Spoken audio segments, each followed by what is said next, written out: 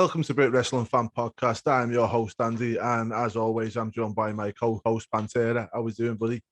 What's up, man? How are you? I just want to also do this real quick.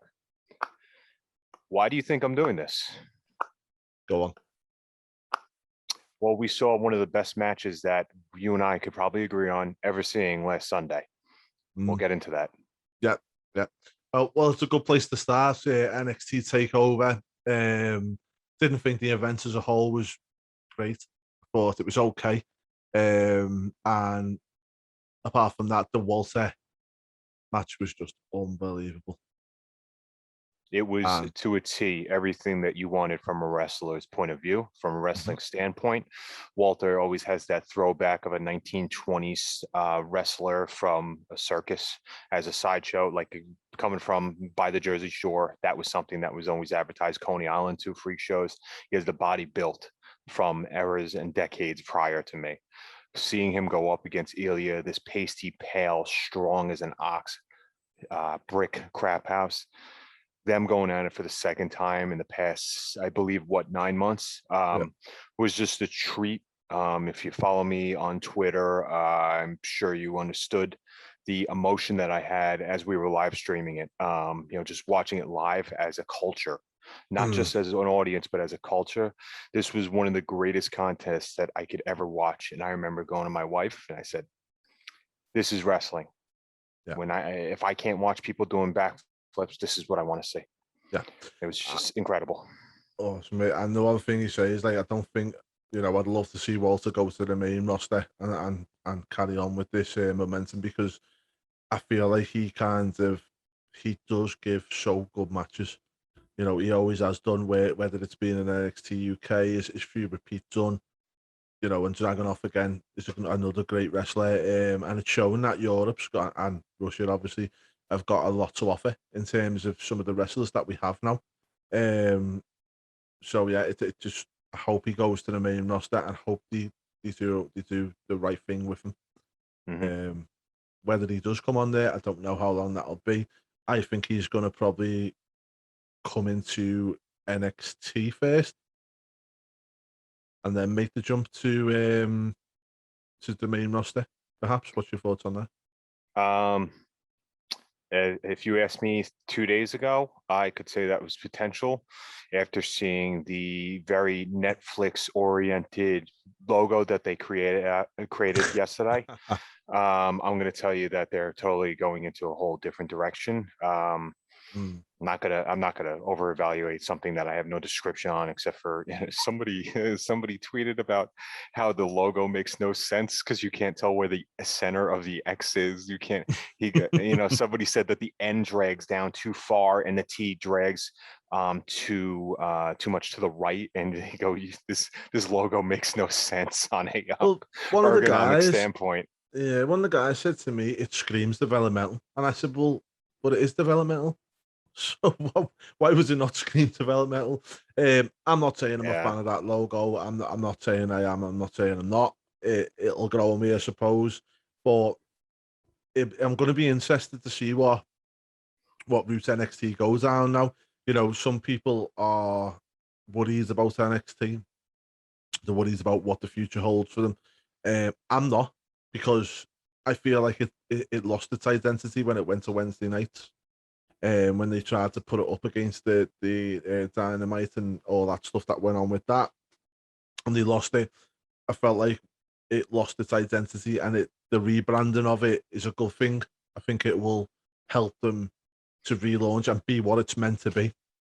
Yeah. Be what it's meant to be, and think about like Gargano or Tommaso Ciampa, someone like that. How much screen time are they taking away from somebody who could be learning and getting better in there? I mean, don't get me wrong, I understand you need some talent in there to kind of help bring along these developmental talents, but I feel like, it's sorry to pick out on Gargano and Tommaso, it's not them in particular that I'm speaking about, but they just need to let more fresh talent in, and if you're going to keep them there to work alongside them and develop them, great.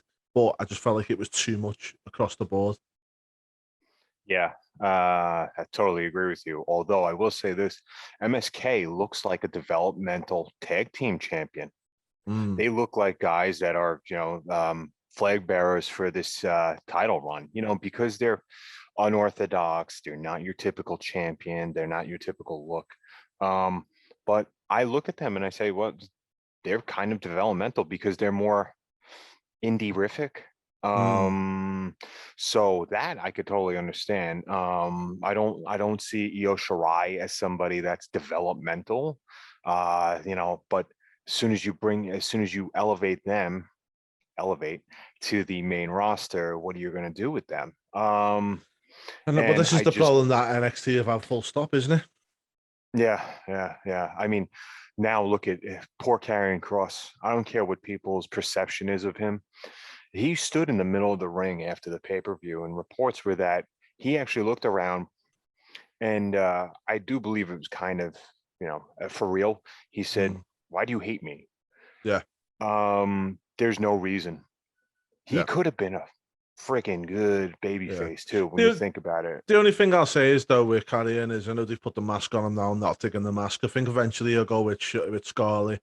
You know, Bobby Lashley to an extent was getting very underutilized and utilized in the total wrong way.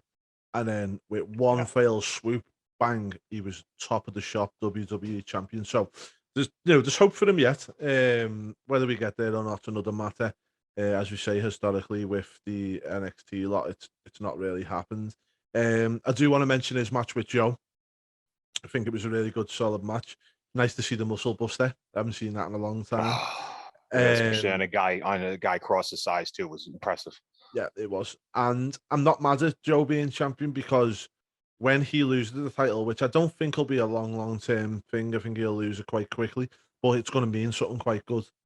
And I think also when they get up to the Joe standard, they should be facing somebody like Joe for the title because if you can go with Samoa Joe, you can go with anybody. Yeah, So, yeah. they may keep the championship on him for a while. Who knows? Because I say it could be a testing stick to say, well, if you can have a good match with Joe, you can have a good match with anyone. I do see him staying in NXT. I think it's a good role for him. I feel like it's a good. He'll have some good matches there, but also his wealth of experience will just be, just it's priceless to these talents that they're going to have because I don't know whether you're seeing the stuff that he said on Wrestling Observer about Hmm. that WWE are no longer going after indie stars. They're looking for aesthetically pleasing people that they think can be superstars, and then they got and athletically correct, and then they're going to start trying to build them from there. What's your thoughts on that? Oh, you mean the recipe from 35 and 40 years ago? Yeah, Yep. Good. yeah. Good. Yeah. The only thing I'd say is yeah, it is that, but at the same time, let's look at I don't know. Nikki Cross, is she aesthetically pleasing, or is she a kind of crazy character and whatnot? I don't feel like you can have your John Cena prototypes and you need them to go to the top and stuff, but I do feel like you need a array of different people. Look at Al Snow, for instance. He was never you chiseled exactly the way a wrestler should look. You know what I mean? If you look at Bradshaw, he was a big Texan guy, but he wasn't, your Hulk Hogan's, your John Cena's. You need people No, like that. Even Stone Cold Steve Austin wasn't the aesthetically pleasing type of wrestler if you want to go that way and look at the career he had. look at Diamond Dallas Page. Hmm. Yep, and guys like that, and they put themselves over. So there is a craft that they have to master. Yeah, I don't know if they're doing it properly with some of these people, but it has to go hand in hand. And Samoa Joe came out and said um, he kind of understands the disavowing of people, not going through the forbidden door, mm, which makes sense to me, because you want that homegrown talent, and that's what they're trying to do, and good for them. yeah, It's like Tony Khan said something in from Boiler Room. We don't, we don't train brokers. We make them. As far as mm, I'm sure if I'm not sure if everybody watched Boiler Room, but it has to do with stockbrokers and how you create them.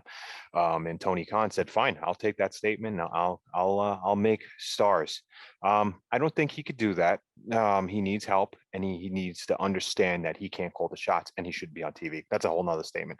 But what I mean is that Samoa Joe is loyal to Triple H. Okay. And I think Triple H is also loyal to him, as we've seen in the past few months when he got hired back.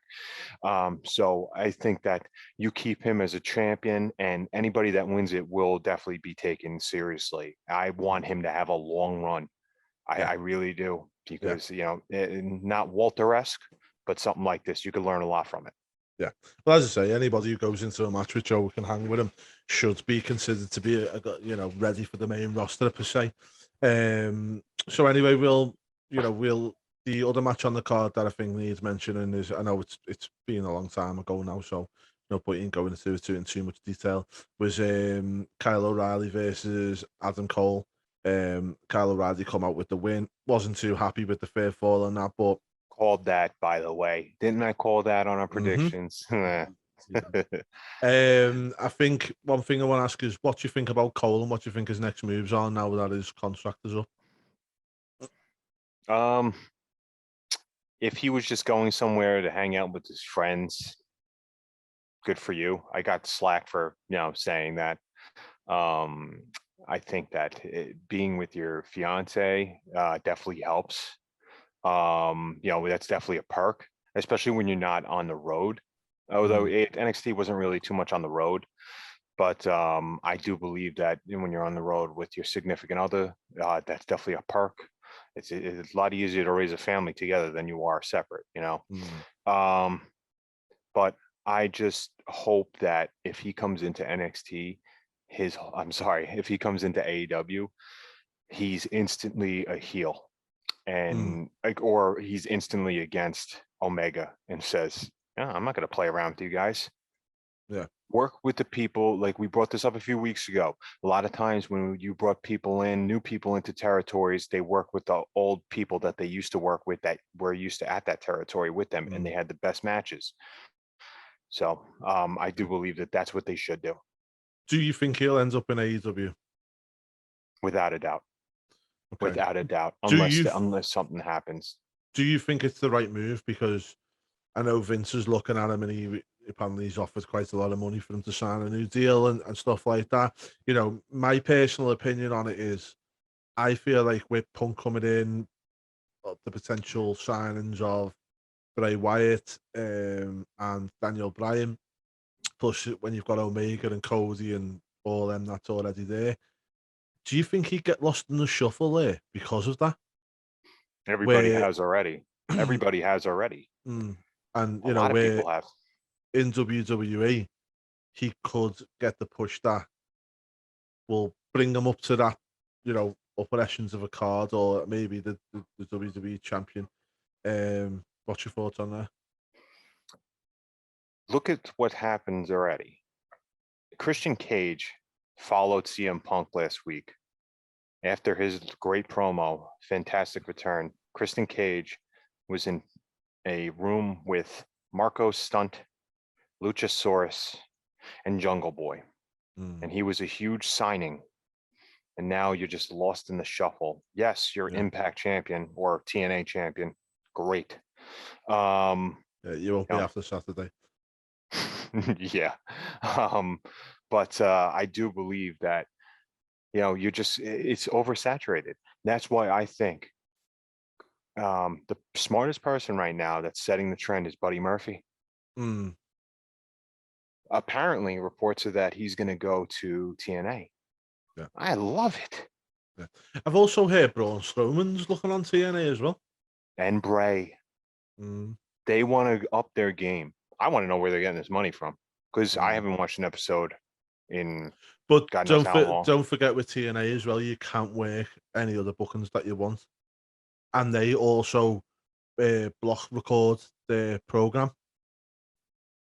So I think they book about. I think they record about 4 to 6 episodes. I'm not sure on this one, so don't quote me on it. They record a lot of episodes in a couple of days or 1 or 2 days, and I then heard that too. so it's put out. So maybe they're looking at that and going, well, I can be creative in TNA, I can do that, but I can also go and work for the New Japan, go and do, Ring of Honor, go and do. There's a lot of different places they can go to because they're not just kind of stuck to one place. Yeah, I agree. I think that's the best place to go to then, to have that flexible schedule. Like I watch the Major Brother podcast. I think, because you and I both collect figures and stuff. So we watch what they have when they go visit these places. They visited a few places that I live by and I'm close to and have gone to signings for. And, it's funny because with people like Brian Myers and Matt Cardona, those are two of the main guys on there, and Sterling as well. Basically, I see them like they'll do like a small type of indie show with a like autograph signing, and then they go search for figures. So the 13-year-old kid in me loves it. But these guys, they go for a week at a time. They go to these places. So, their schedule is definitely a little bit lighter in that aspect. Yeah. Okay, so we'll move on to Monday Night Raw anyway. And obviously, as time goes on, we're going to find out what's going to happen to these guys anyway, which is another conversation. But the weekend in wrestling pretty much was, in my eyes, was disappointing. We'll start off with Raw and we'll skim over the highlights anyway. So for Raw, we had Bobby Lashley come out. We're not going to obviously go through every nook and cranny on this, but we will Thank discuss God. it. Bobby Lashley come out and he was like, kind of who's next and blah blah blah. Damian Priest come out, which normally for me would be very nice. We're gonna get Damian Priest feuding with Bobby, yeah. Obviously, we're not because he's gonna be a filler until we might get an Extreme Rules match out of them to some point. But obviously, we're always all roads are leading to Bobby versus Goldberg at Crown Jewel, isn't it? But anyway, yeah. So they come out, and I was thinking, okay. But yeah, after that, next minute, it's a tag team match with Drew McIntyre and Sheamus, and I was kind of like, here we go again. It's going to be obviously they're going to keep Sheamus going with Priest, which to be fair, that part of it doesn't bother me. I've enjoyed their feud so far, and I'm looking forward to seeing where their feud goes. I want more of it at the moment. I'm not kind of at that stage where I'm fed up with it with them two. But the fact that they're already going back to Drew for Bobby, I'm just kind of like, oh no, I don't want Drew to take another loss to Bobby. I'm hoping Drew gets drafted in the draft. I think it's next week the draft, isn't it? If I remember correctly. Yeah, I believe so. Correct. Yeah. So I wouldn't mind seeing Drew get drafted over to SmackDown, give him a bit of a new lease of life. But I don't want to see this match again. Hopefully, it was just a filler for this card.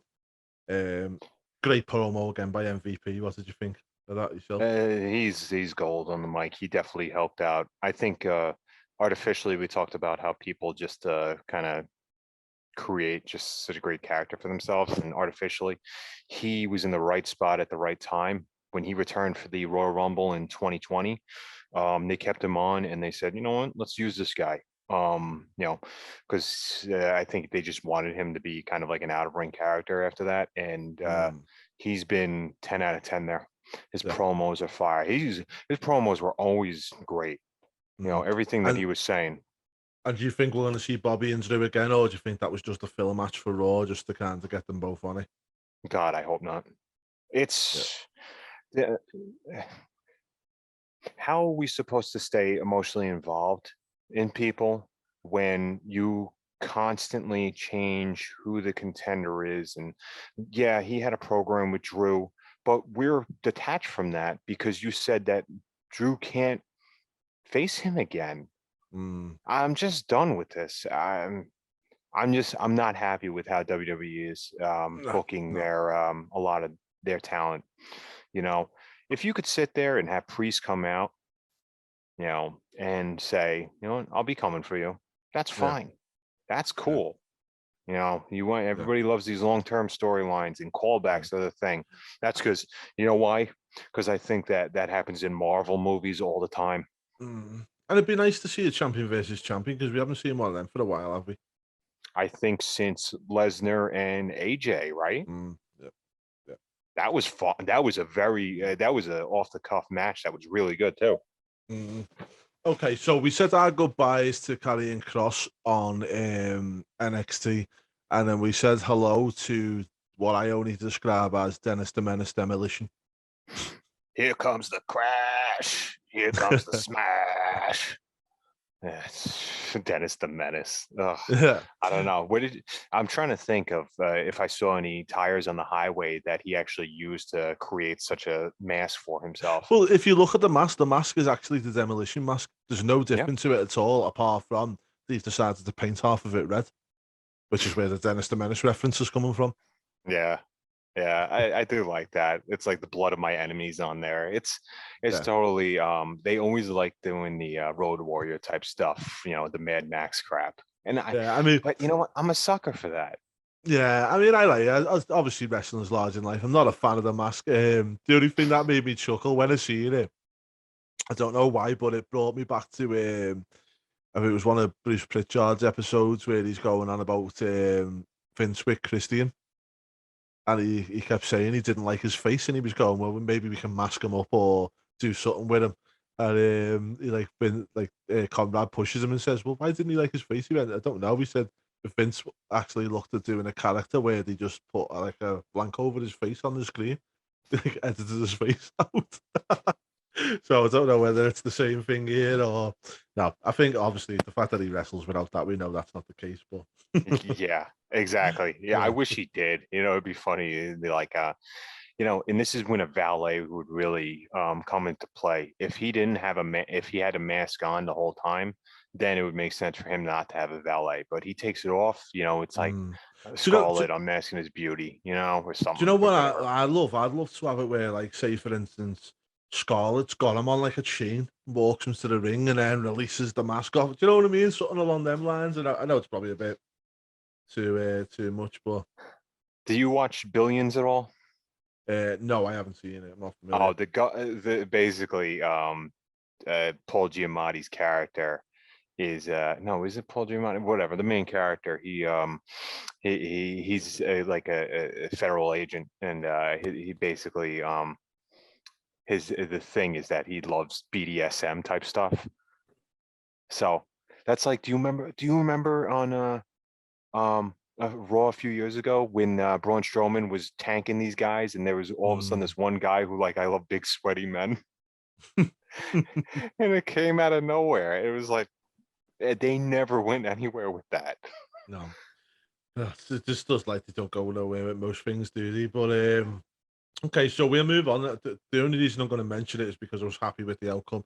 Moist TV. Which is, Yeah, to be fair, I do like the way that they've done the spin on that, and I think it's kind of cool, you know. And they had Logan Paul on there this week.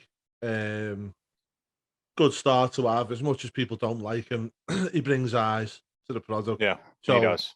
for me personally, as long as he's not the main event and everything's about him, you know, because obviously we've got the talent for that.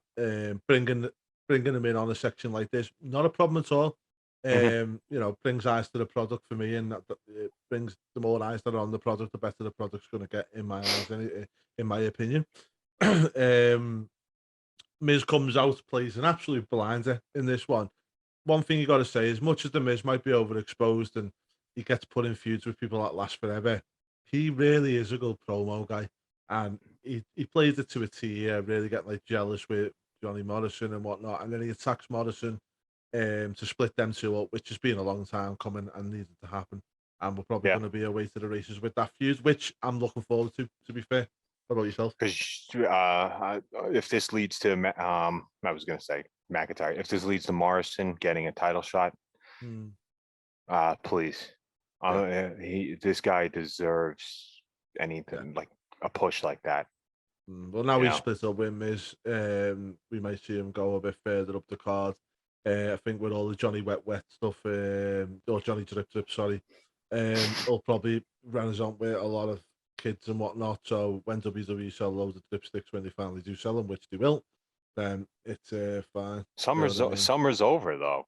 Like summer's nearly over, so what the hell? When are you going to sell them for? Christmas?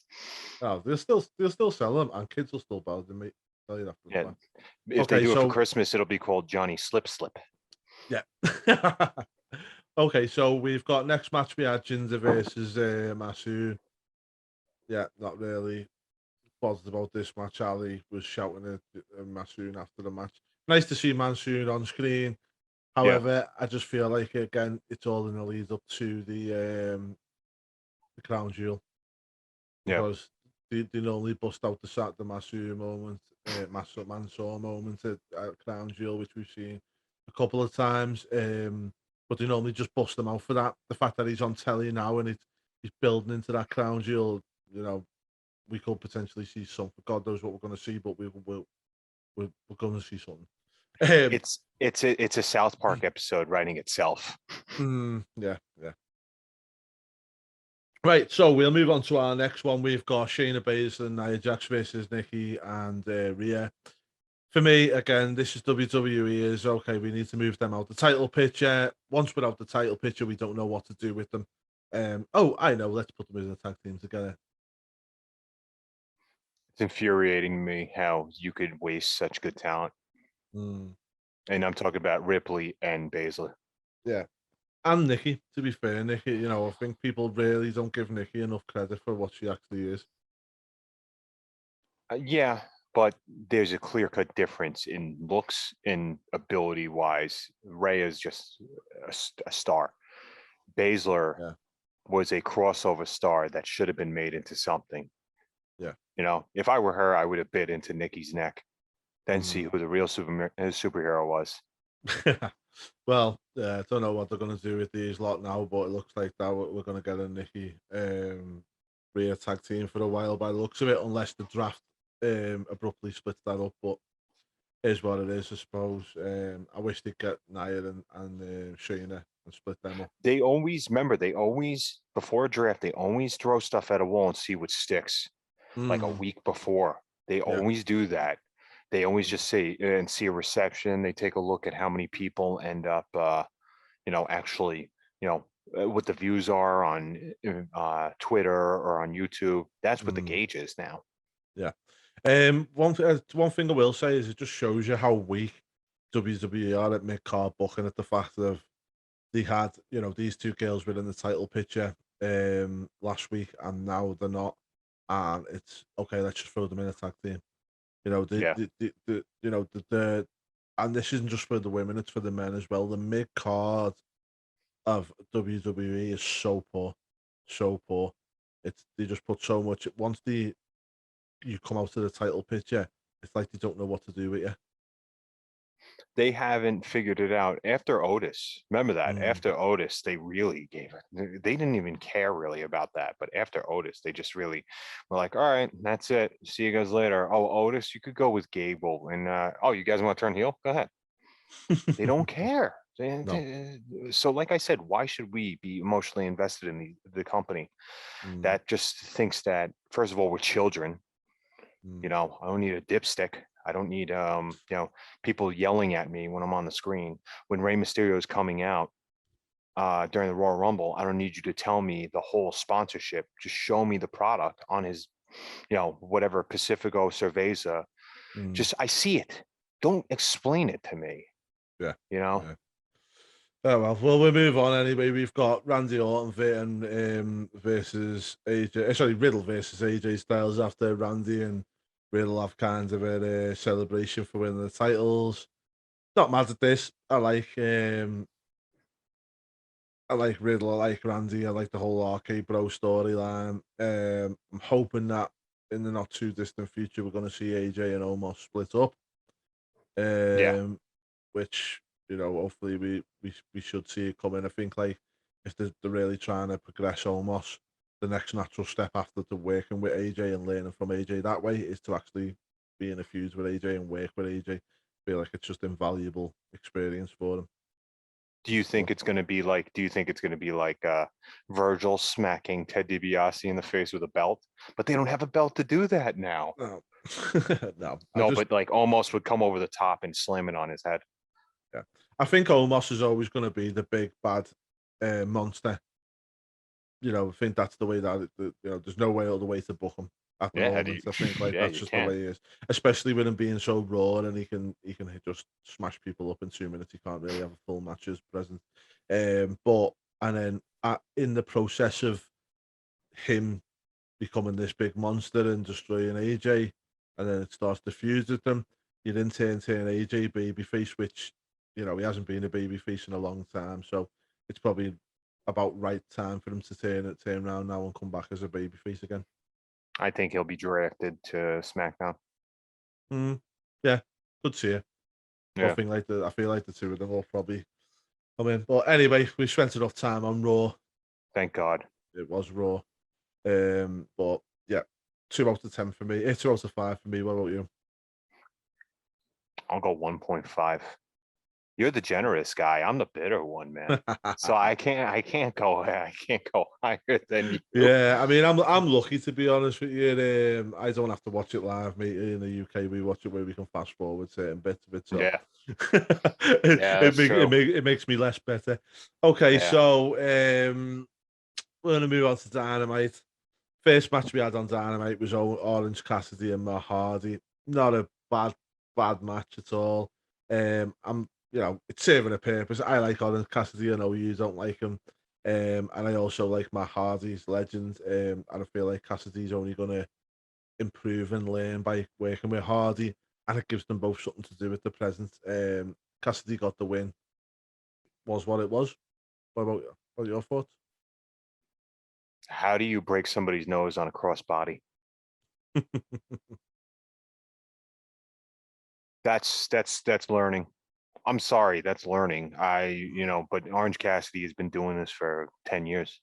Yeah. I know people that have wrestled with him in Chikara, and to me, how do you for 10 years, how do you just do that and land? Yeah, you could blame Matt Hardy, but Matt's supposed to catch you here, not here. Yeah.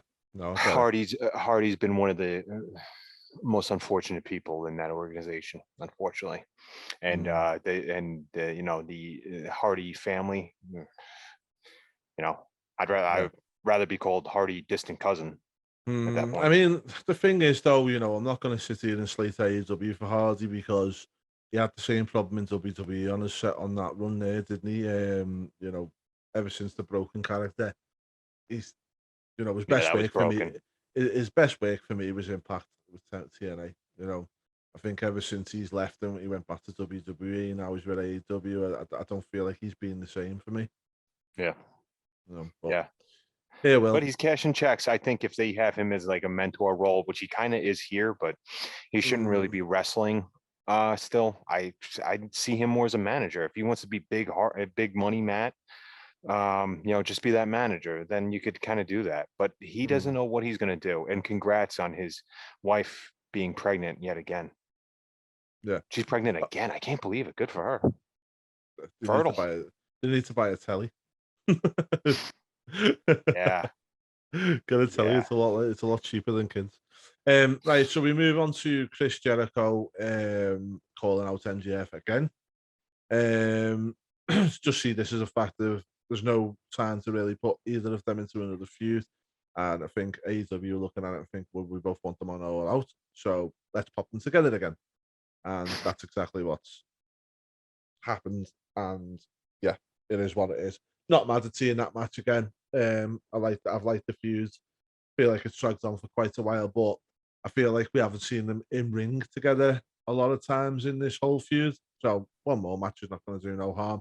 And then we all know that Jericho's going to go off on his sabbatical with Fozzy after Are they going to call it a retirement match? It is, right? that. No, I don't think think it so. is. I think he has to retire. Blah, blah, blah, frustrated. Blah, blah, blah, blah. He proposed one No. more match all out and promised he'd go to the commentary full time and never wrestle in AEW again if he lost. Ah, Ugh. okay. Sorry, I didn't catch that bit. No, that's okay. I noticed that. But I say, sometimes with stuff like this, you just get kind of caught up in it, don't you? Especially with the fact that it's been going on so long. But anyway, yeah, we're gonna get that retirement match. I think Jericho loses this. I think like it doesn't do MJF any favors if Jericho wins it. and obviously he's going off to do his Fozzy stuff. It'd be interesting to see how they write him back in once he loses this, but that's for another show anyway. Next When match we have. Oh, sorry, go on. No, it's okay. I wouldn't mind him going to the booth if he's more level-headed and not just playing like a heel. He was good, or he was good during the pandemic in the beginning, but he's got to stop screaming like he's on stage again. I don't know what got him into that habit, but I did like him in the booth prior. Spot on. Okay, so we'll move on to the next. We had the Lucha Bros versus the Varsity Blondes. Not a bad match for me. I'm always one that takes a match on face value. I feel like AEW do these matches kind of quite well. And I know this was the tag team title tournament. Don't know if I think the Lucha Brothers should have won over the Varsity Bronze, but good match overall. What about you? It was okay. I don't like seeing who took the L on this. Was it Pillman? Mm-hmm. Yeah, Pillman got pinned. I want to see him separated from Griff. I don't think that he should be there with him. But the Lucha Brothers are going to end up, going all the way in this tournament, as we saw from last night too. It was good. It was good. Ray Phoenix is just really impressive. When he's on pace with the same person and the same opponent and he slows down a little bit, he looks even better. Yeah.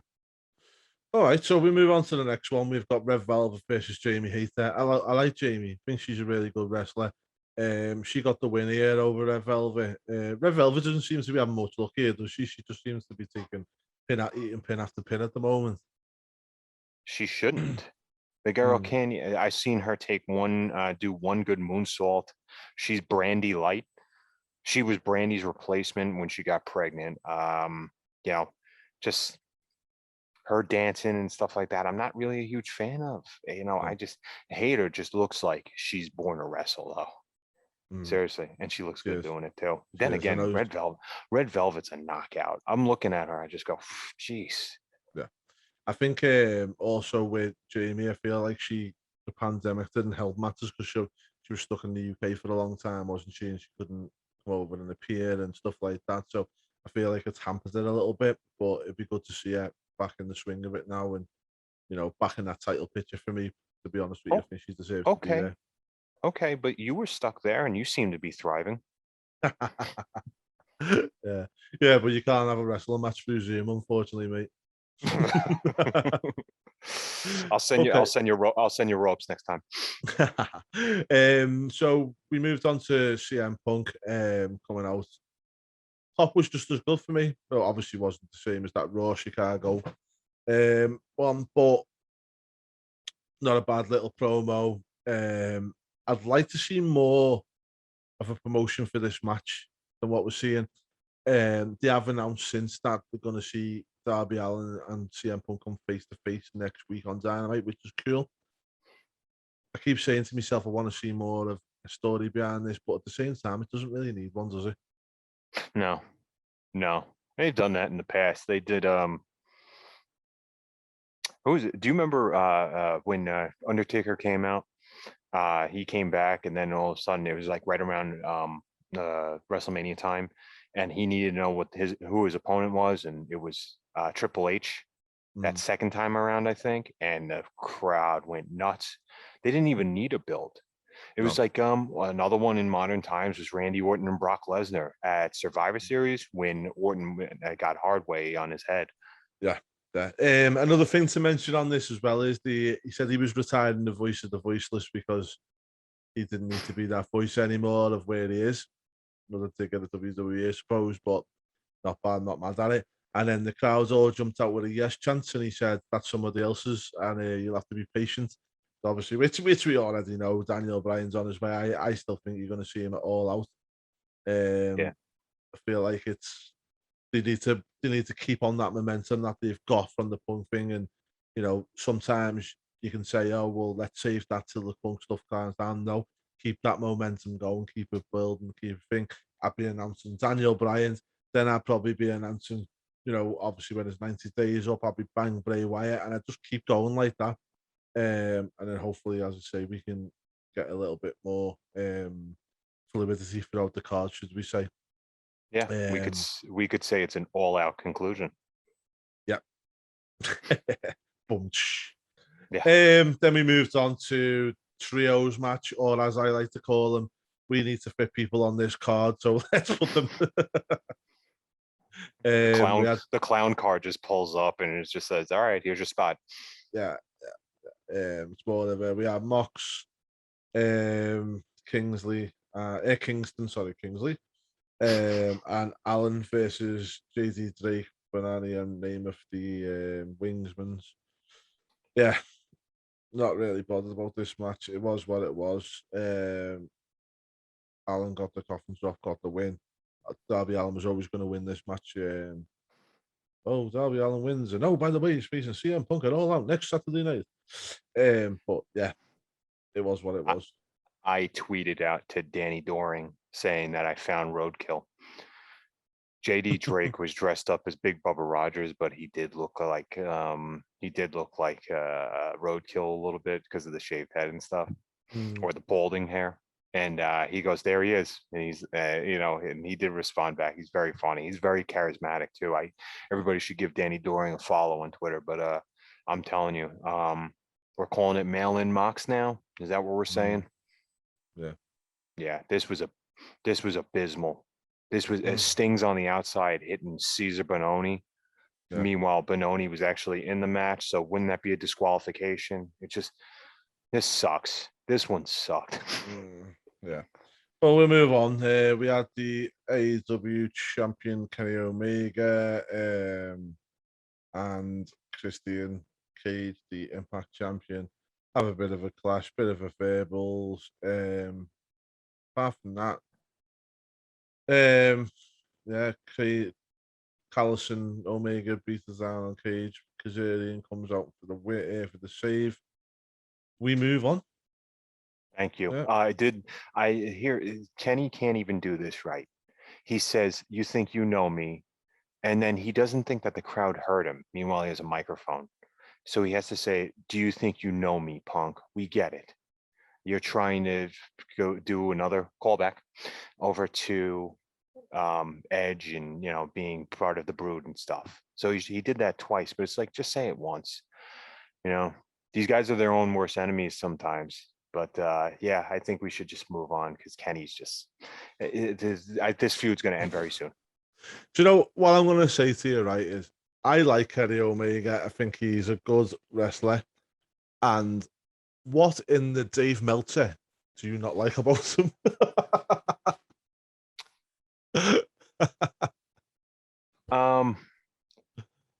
What don't I like about him? Yeah, I feel as though nothing registers. First of all, just his motions are just insane. They don't even make sense. Just like when he was getting chopped from Flair, he was like this. I've never seen responses like that. When he's running, he's prancing. Okay. Yeah, I want some. Okay. Another thing is it's very Looney Tunes-esque. Do you remember when, they would go in a certain direction if they were running? They would kind of point, like Roadrunner would actually direct his head into the direction. He does that same thing with his hand. I'm not going to get too into it because I do like a few of his matches. I love that. This is me. I love that Young Buck, Omega and Hangman match from about a year and a half ago. Okay. Yeah. I think Omega should stay off the mic. I think he's a mid-carder that should have been like a TV champion. That's seriously, but a long reigning one. Okay. There's guys that have made it in the business. We talked about Mr. Perfect. We talk about guys like Ted DiBiase back in the day that didn't need to hold a world title for clout. He could have done that. He would have been up there as a great heel, We talk about, do you remember Taboo Tuesday, the first ever Taboo Tuesday, when you had a bunch of contestants that were on there and everybody was on the same level? And who was it? It was Shelton Benjamin. That was the one that was voted in to face Jericho. Okay. All right. You could have a guy like Omega coming at that peak and just say, all right, let me win this title. And what happens there? My cat's about to jump. I don't know where she's going. But the problem that I have with Omega is that he's too much of a cartoon character with his shirts, with the fact that he has Callis speaking for him and then just reneges everything that Callis says. You want an intimidating guy, but meanwhile, Callis is doing that for you. And then he just talks and just, rasps these really bad type, like when he said Jungle Boy, the whole Jungle Boy thing that he was talking about, Mm, a couple where he made them stop the music and then asked the question of what the crowd was saying. Who does that? Nothing is yeah. organic and nothing is natural. He's trying to be a smartass. He's not. You're not. He thinks that he's still in pro wrestling gorilla. He still thinks that he's fighting in front of 250 people. You kind of have to adapt. And Yeah. he's a EVP that, what, his accolades over in Japan, it's great for Japan. But to me, I'm done with it. I do believe there's a lot of talent that's there, but he thinks he's better than everybody else. And I just don't agree with that. Okay. Right, so we'll move on to Dynamite, onto Rampage anyway. Do you feel better after that? I think not as much as you do. I just got it out there. I promise you, I'm not gonna ever, I promise you, I won't show any more disdain because I got some stuff off my chest there. I think one day we'll have to do a Kenny Omega special where we just let you rant completely until it's all gone. Even if we never show it on YouTube, we just let it's therapy. It needs to happen, I think. I do feel better. Oh my God, I do feel better from that. But yeah, we'll talk about our other special that's we have in the works, right? Later on. Yes, yeah. So we're gonna be starting to do a monthly program that we'll bring out, and it's gonna be rebook the territory or rebook the year, as it were. So whether it was 95, 86, 2001, we're gonna look back on that year as a whole, and we're gonna ask the what ifs if we booked it this way, Absolutely. or what if it happens if we booked it the other way? What could have happened if we would have booked it differently than what it was? So it'll be an Yep. interesting little a program. So guys, make sure you check that out and make sure you look out for it coming out soon. And any Okay. ideas too, please feel free Oh, to reach out to either one 100%. of us. Yep. 100%. We have a couple that are lined up in the chambers. So we're going to talk about superstars from that decade, angles, booking, anything. So Good. Okay, so we move on to Rampage. We're not going to spend too much time on this. One thing I did say to you before we started, and I'm going to reiterate that on here, is I felt like the crowd was flat on this one, and I feel like the crowd was flat because it's recorded after Dynamite, and I feel like your crowds are a bit too, they've already gone through the first 2 hours and whatever else that's in between, and while they do all the changes and that for Rampage, and it just didn't feel like it. It felt like it was the crowd was they'd done too. They've had the life sucked out of them. It's probably the best way to describe it. yeah, I mean, the Young Bucks have a lot of fans. I saw in the and when they came out, to watch the the I was going to call it the Luchasaurus Express, the Jurassic Express, and the Lucha Brothers. Nobody said there was dead silent crowd. Yeah, So yeah, you're right. I was like, oh, usually you hear people screaming for them, mm. but Yeah, and it was dead. yeah, and I've heard now that they're going to be moving Dark to its own recording because of the fact that they've got Rampage on with Dynamite. It's My thoughts. Universal. Of Universal, apparently, yeah, they're going to be Yeah, using the same soundboard that I think WCW have used in the past. TNA have used it. There's been a lot of different people using that, which could be a good one. It could be, you'll get a whole different crowd there, and it might be something worth doing. that's a Um, great idea. mm, That really helps a lot of places thrive because it's almost like an impact zone, but like you're also going to have like you said, WCW, you're going to have people visiting. It's like, hey, let's, instead of going on rides, let's go watch a show. yeah, Brilliant. yeah, and the next minute, that little 5-year-old kid's like, Wolf, I'm hooked, and they're getting that next generation of kids, aren't they? Yeah, I'm take not mad at take it. take note, TK, you could use that as a performance center, Yeah, yeah, not and all. he has to embrace that too, that not Mm. everybody knows everything. Use that. Would you move Rampage there with them? No, I think they're doing the good thing. But we spoke about it a little bit off air, but do you remember SmackDown was taped? You would tape Heat and SmackDown back in the day.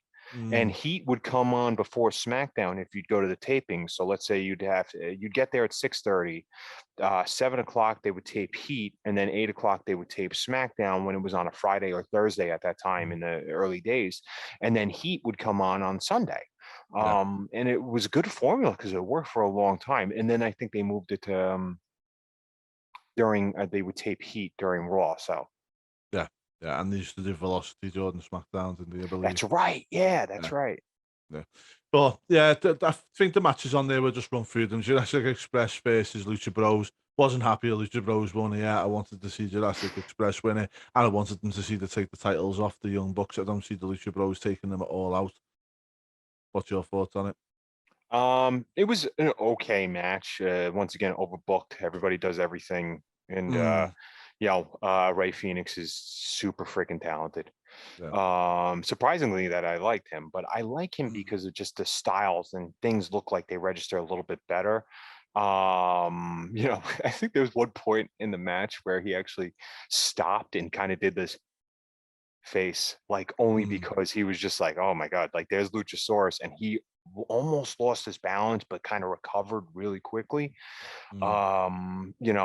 There was this the ending sequence, with the kicks to the head and stuff like that. I don't like that Streets of Rage combo, Street Fighter stuff going on. But I knew that was going to happen because you want to see what Ray Phoenix can do in a cage. Yeah. One thing that I see on this one as well, if you like psychology in a match, don't watch this match because it's just high spot, high spot, high spot finish. Yep. Well, let's move on. Okay, so the next match we had the Bunny versus Tay Conti. I'm glad to see Tay Conti here. I liked it in the Mae Young Classic 2017, and she hasn't really kicked on much since then, has she? No, I do like her. It's nice because a lot of times you could see the body type of these people that were in Brazilian Jiu-Jitsu, and she's just I'll say it, brick shit house, man. She knows what she's doing, like just the way she moves and stuff. I don't know if it really translates over to wrestling too much, but I actually enjoyed when she was going up against Sheeta and she was the #1 contender, because I actually thought that she should have won. Because it would give that women's division a little bit of credibility. The match was just hot garbage on a wet plate.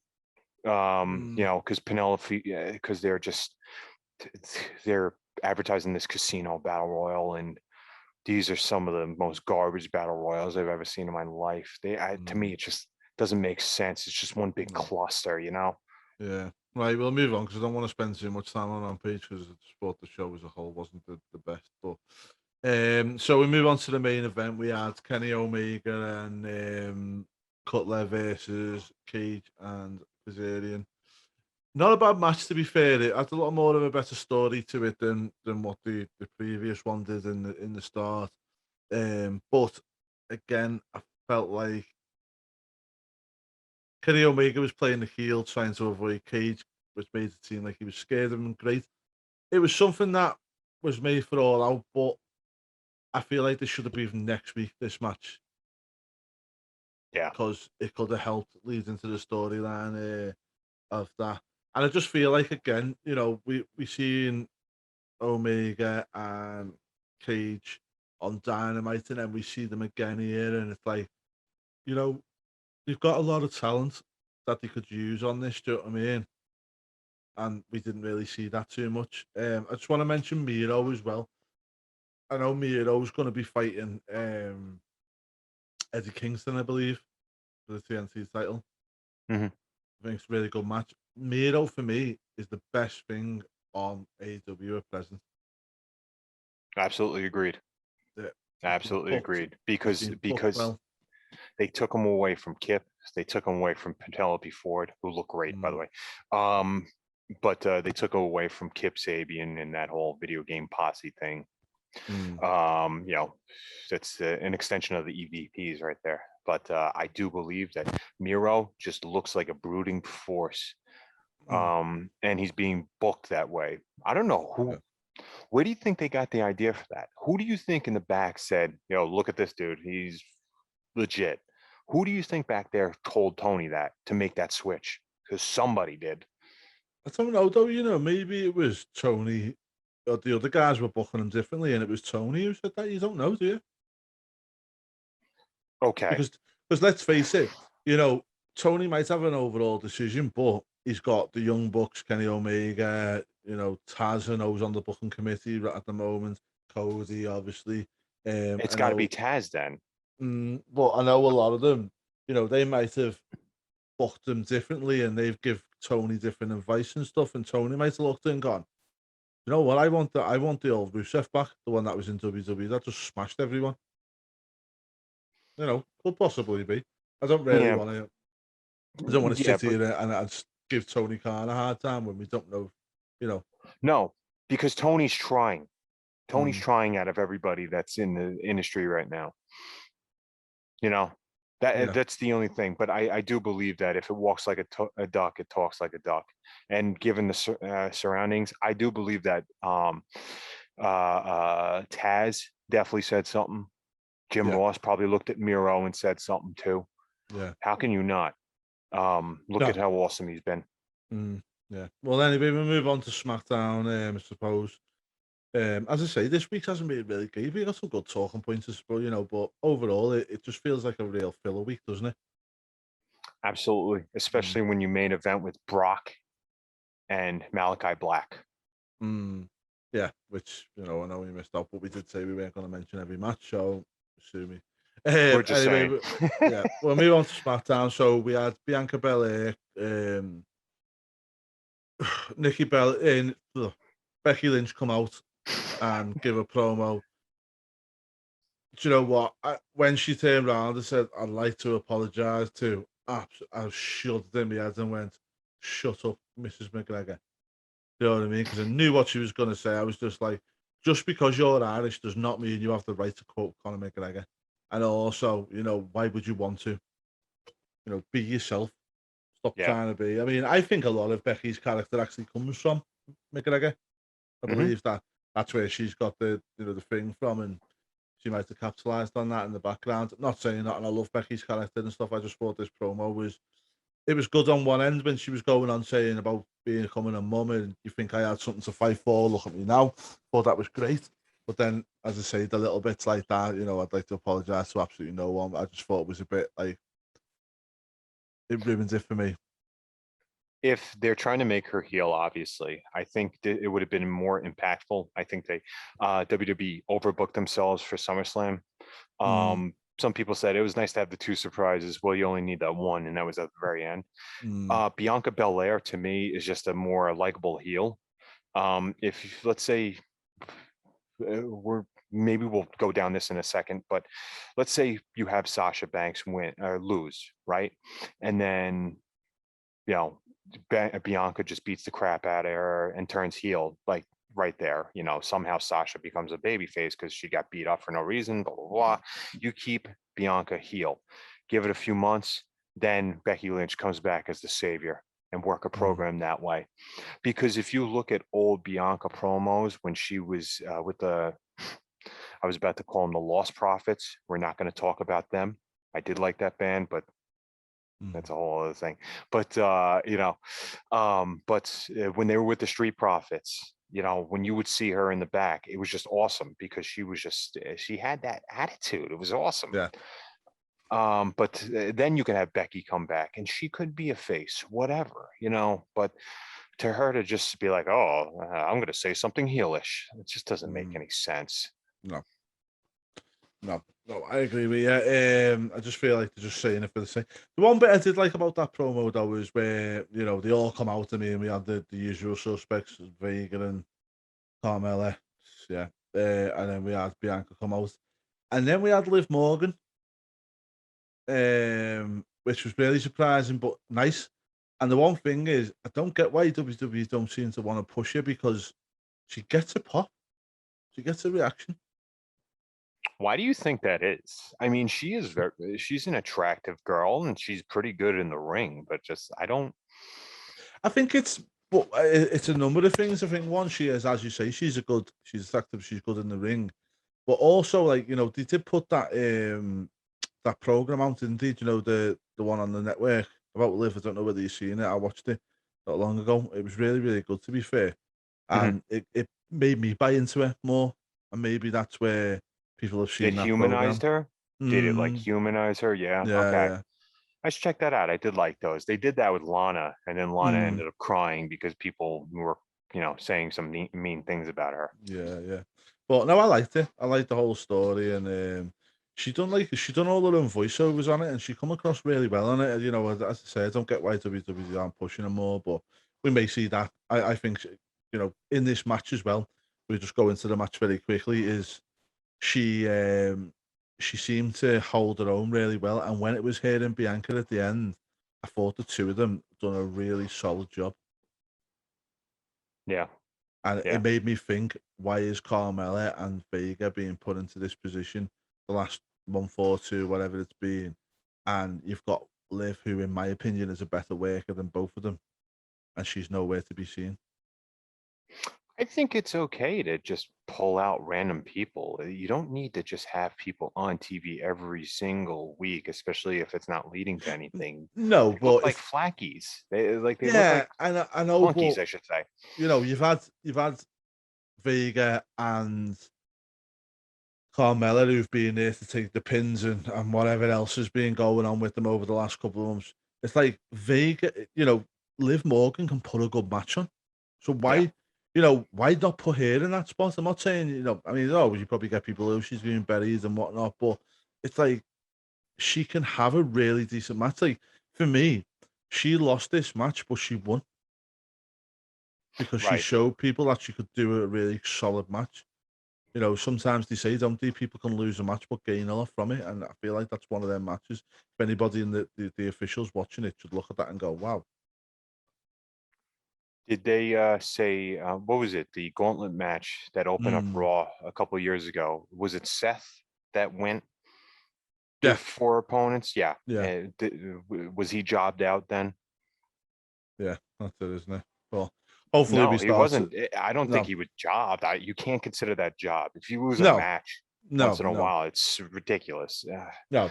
As you say, sometimes you can lose a match and be the winner in what can go forward, and hopefully they do this with Liv and we see a bit more of her because I say I feel like she's really talented.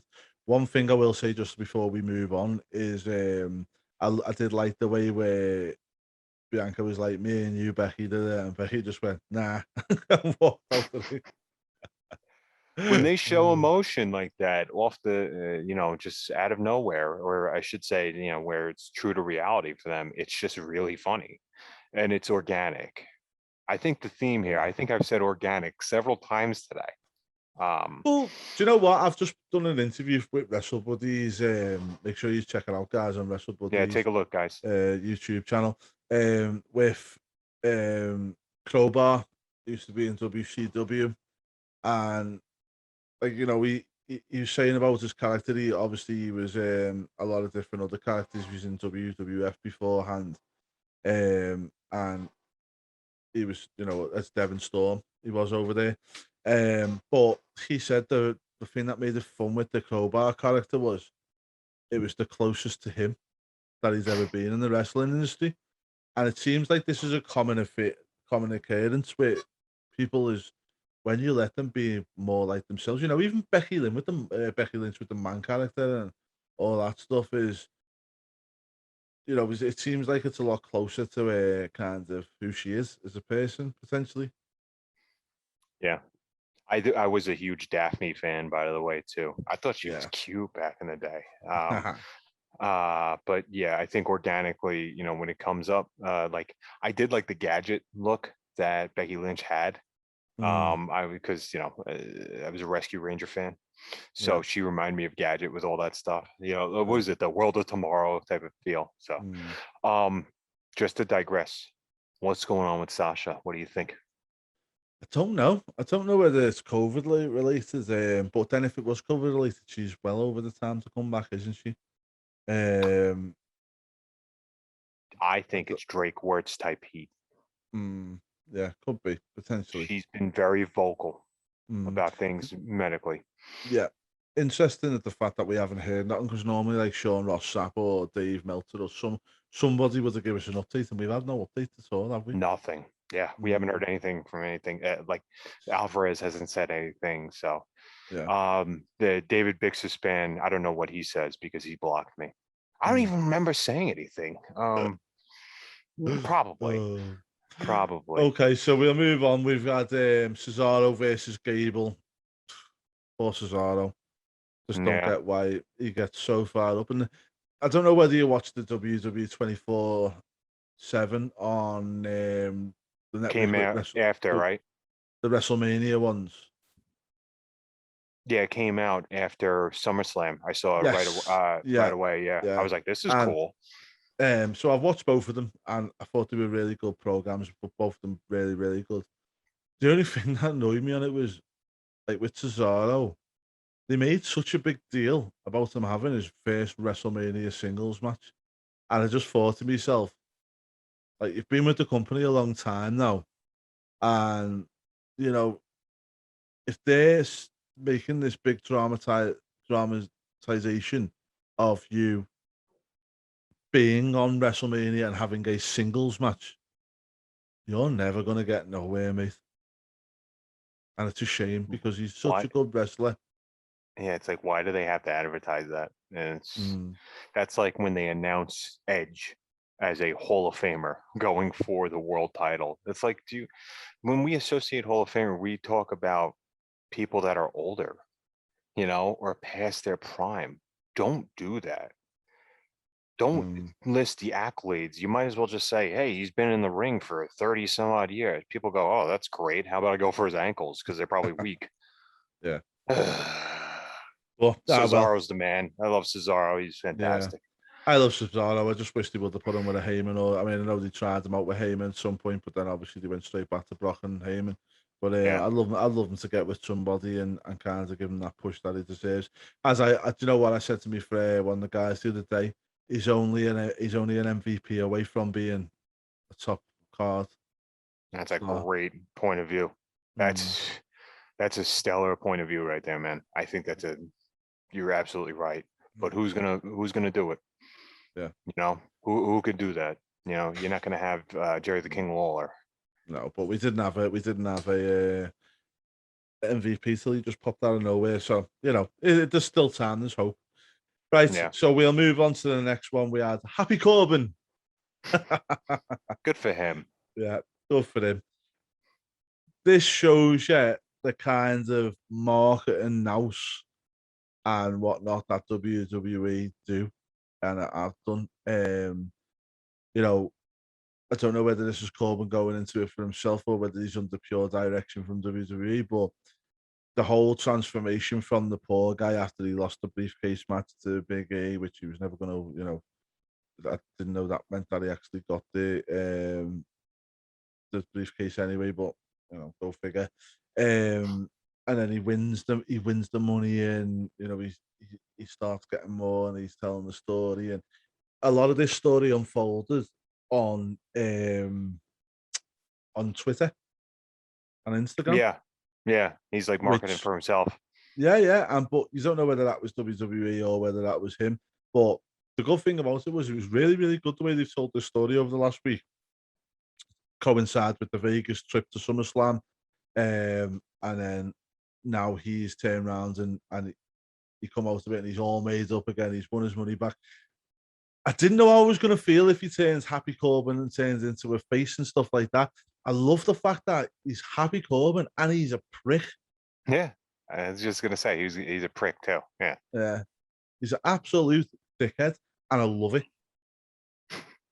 That's all I can say. He's naturally a dickhead. So Yeah, and now we're probably going to see all the videos on his YouTube channel. Sorry, on his Twitter and that now of him doing all the stakes again. Which, to be fair, I like watching. So it's funny though, as long as yeah. they know how to market themselves and they're not just posting up rest in peace Oh pig no, to photos. be fair, Corbin's always posted videos of him frying steaks and whatnot, and I've never been mad at them. I've always liked them.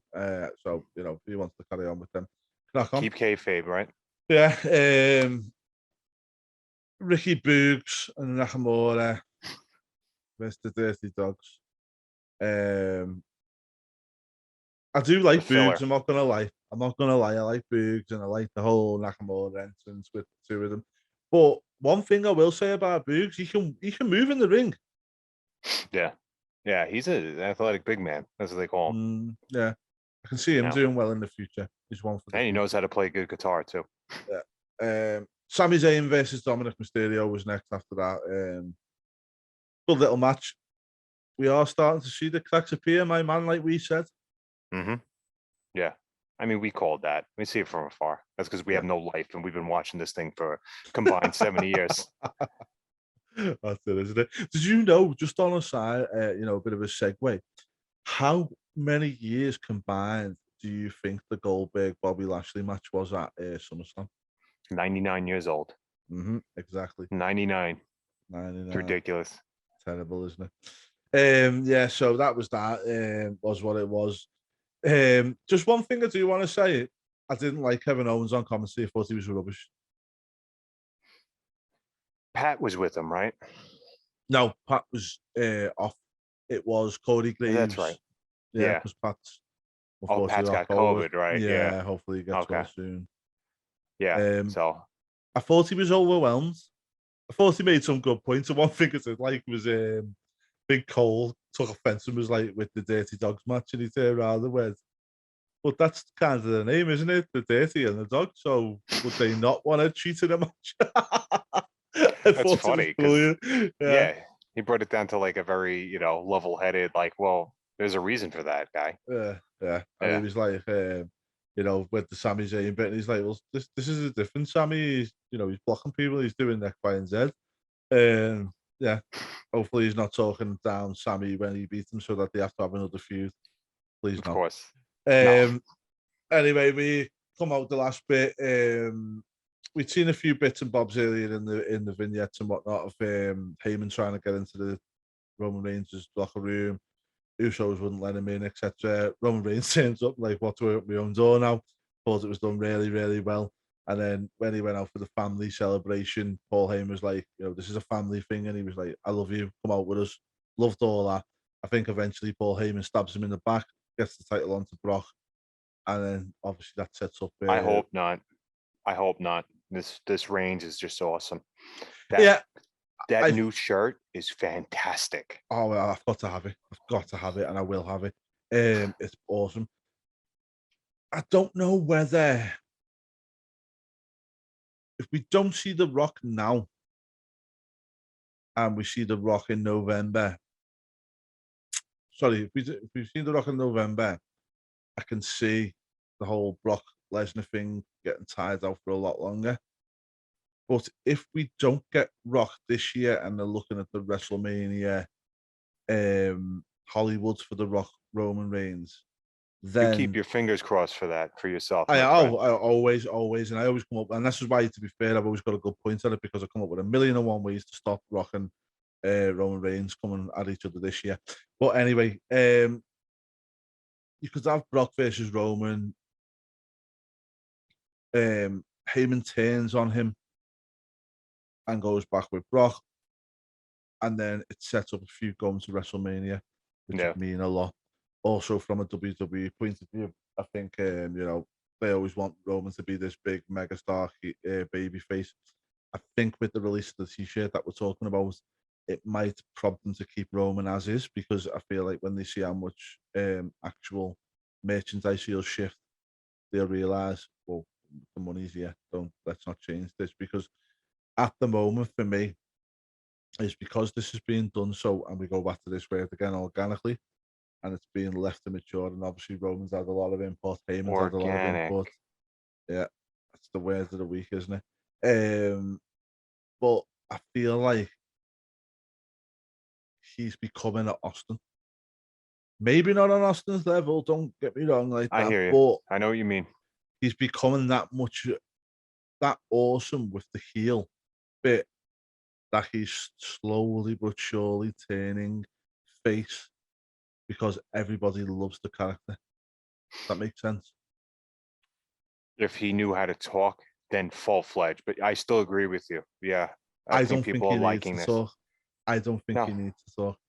No. Roman Reigns, for me, has said in this tribal chief run, he has said more meaningful things with his face than what he said during this whole Shield run and the big dog. Yep. Without even opening his mouth, just Yep. by his facial expressions, he has spoken 1,000 more important words with his face than what he did during actually speaking during the other bit. And he still would have been in the same position as he is now if he still lost to The Undertaker at WrestleMania. Mm-hmm. Correct? Yeah.